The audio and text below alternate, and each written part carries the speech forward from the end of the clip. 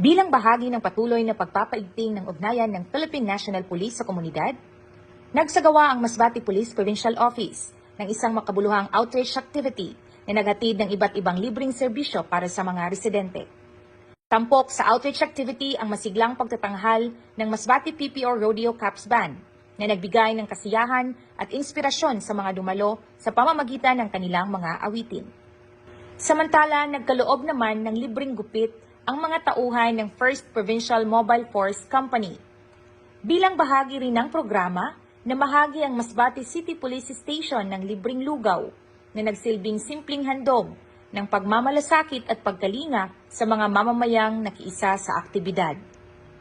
Naghatid rin ng libreng medical consultation ang Provincial Medical and Dental Unit, kung saan nabigyan ng pagkakataon ang mga residente na makapagpakonsulta, makatanggap ng paunang pagsusuri at mabigyan ng payong pangkalusugan mula sa mga medical personnel ng PNP. Sa pamamagitan ng mga programang tulad nito, muling ipinakikita ng Masbate Police Provincial Office na ang tunay na serbisyo ay hindi lamang nasusukat sa pagpapatupad ng batas, kundi maging sa taus-pusong paglingap at pakikipagkaisa sa bawat mamamayan.